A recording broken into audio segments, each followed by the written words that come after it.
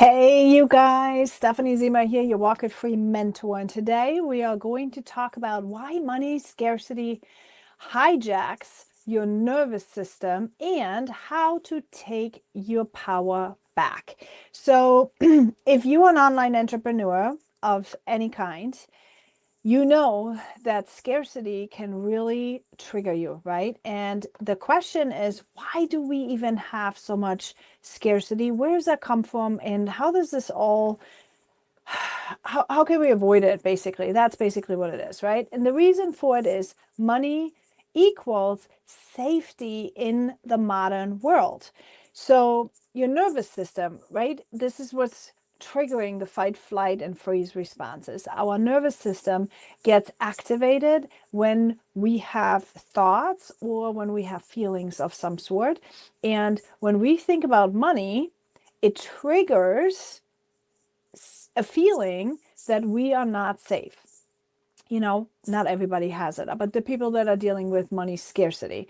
So to your brain, lack of money actually equals the lack of shelter, lack of food, lack of belonging, lack of security. So money scarcity triggers the same primitive alarm system that you have when you are thinking, I am not safe, right? When you are feeling not safe, what's going to happen is you maybe have a tight chest, maybe you have racing thoughts, you're feeling anxiety, maybe you're feeling irritable. That's one of the things I learned about myself. I'm like, wait a minute, why am I so irritable out of the sudden? And of course, we're blaming menopause. Of course, we're blaming all these other things happening in our life. And it never dawned on me that sometimes when I was feeling irritable, I was actually feeling scared for scarcity, right, of resources. Then some people freeze and they shut completely down. Some people overthink and overwork and avoid. All of these things are basically survival skills, right? Okay, so number one, money equals safety in the modern world. That's what you got to remember. Number two would be old conditioning anchors sensitivities. So if you grew up with insecurity around your house, right? Let me see. Around money, unpredictably. If your parents, for example, were fighting about money a lot, if there wasn't really enough of it, if you witnessed of some sort, some things that were unstable due to money, that is where you could have sensitivity. For example, I have a sensitivity about retiring because I had seen my grandma with very little retirement, right? She was self-employed. She had her own things during her lifetime. But when it was time for her to retire, there was really hardly any money there because she never paid into a 401k or anything like that. So that is my fear, like the fear of getting old and not having enough money. That is triggering some of my nervousness and sensitivity around money, right? Also, the fact that I grew up in Germany, where Germany is a different beast when it comes to scarcity. But what about you? Like that's what I want you to reflect on. What about you? Where Where's your mindset at when you're talking about money, when you're thinking about money? Do you feel like there's always going to be enough resources? Do you feel like there's too little resources? Who is controlling the resources? Some of you stay-at-home moms, you may have problems and around money because your husband is the one controlling the money, or he's dangling it in front of your face, or maybe it's subconsciously, you know, he's the provider. You are the one who doesn't really have a lot of money. So there's always like this sword that's kind of hanging over your head. Maybe you had maybe some sensitivity is around chaos, conflict, right? Maybe judging for spending, if you want to spend something, or if you want to go on a trip, or if you want to buy yourself some shoes. That was one of the reasons why I started my business, because I was a stay-at-home mom, and I just never wanted to have to ask for money. I just never wanted to be in that position, completely being dependent on my husband. And yes, I mean, of course, a good education is one thing to ensure that you're always going to be able to have a job of some sort, but not all of us have that ability, right? And sometimes, like for me, at that time, my kids were little. I couldn't afford daycare. I couldn't afford a babysitter. I had to do all the things from home while I was working. So really, there was only online marketing as an option for me to generate funds, to make money, right? And many of you are in the same situation, that you actually do this online business because you are maybe having a full-time job and you can't be away from home, or don't want to be away from home anymore with another job, right? So that's why you kind of feel like you need to make that work. But being aware of where your mindset is around money is so important, because if you don't, okay, your brain wants to have pleasure. If you have scarcity around money, what's going to happen is you are going to be scared, and that's pain. Okay, it shows up, for example, when you don't do your budget, when you don't pay attention to your money. Those are all triggers. Those are all basically cues that you're dealing with money mindset issue, right? So unpredictability around money, someone else controlling your resources, all those things we have talked about. So what is important now is, when you are aware, and my brain is a little scattered today, I'm sorry. I was doing all kinds of Christmas lights today. So yes, so when you let me get with this here for a second. This is, when your nervous system is deployed, you actually felt danger. Okay, that's in your brain. Like back then, when we didn't have enough of something, enough shelter, enough food, we were at danger of dying. Well, that's not really happening right now anymore, but our brain does not know that. Okay, our brain is still continuously thinking that, oof, I gotta better keep myself safe. So you are not, when you feel scared, when you feel scarcity, and you're feeling unsafe with the resources, you are not going to take the action. Your brain is going to seek pleasure, and pleasure is to do something other than the uncomfortable work. Okay, that scarcity is triggering your inner protector. So your freezing, for example, would be, don't make a mistake. Your overthinking, maybe find the safest path, right? Because you're really scared that you're making a mistake here. Your people pleasing would be, don't upset anyone or lose stability. That would be devastating. Your perfectionism would be, do it perfectly or you lose it all. All of these things, freezing, overthinking, people pleasing, perfectionism, all of this is scarcity.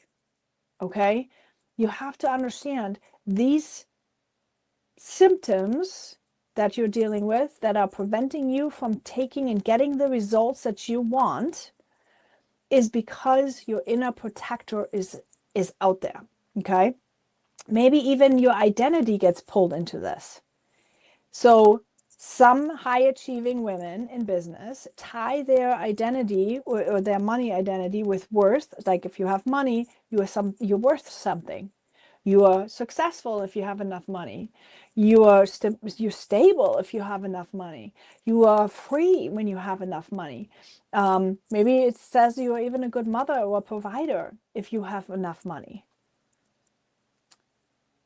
But we got to realize that that's a fake reality, okay? A fake reality, that the fake pressure that we're putting on ourselves because of scarcity. So scarcity, I don't have enough money today, often means questions like, am I failing? Am I safe? Am I losing control? Am I disappointing someone, right? So when you have these thoughts, am I failing? Am I safe? Am I losing control? Am I disappointing someone? Gotta know that that is scarcity. You are scared to not have enough resources, aka money or shelter or food. You don't have enough of something when you are thinking about those questions, right? And so when you're worrying about failing, ask yourself what's underneath that. Because you do have skills, you kind of know what you're needing to do. What's underneath that? What are you really afraid of? See, that's where we need to dig a little bit deeper. And I know this is not any network marketing training out there that really helps you to dig deeper into what is preventing you from doing it. But remember, your brain seeks pleasure, right? So if your nervous system is acting out when you're so scared subconsciously, see, it's not consciously, you are not consciously sitting there and saying, oh, I'm so scared. That is not something that happens up front in your frontal lobe, because otherwise you would be able to change it, right? But how often do you find yourself needing and wanting to change? You know you're starting a challenge, you know what you need to do, but somehow you are not able to do it. You are not able to get yourself going, even though you have all the knowledge. That is scarcity. Scarcity is keeping you not moving. Okay? That is in fawn mode, in freeze mode, in flight mode. You're blaming other people, you're blaming the time. How often do you hear, I just don't have time? No, you do have time. What you do have is scarcity. Okay? You have a scarcity mindset. And that is what's preventing you from taking the actions and doing the things you need to do.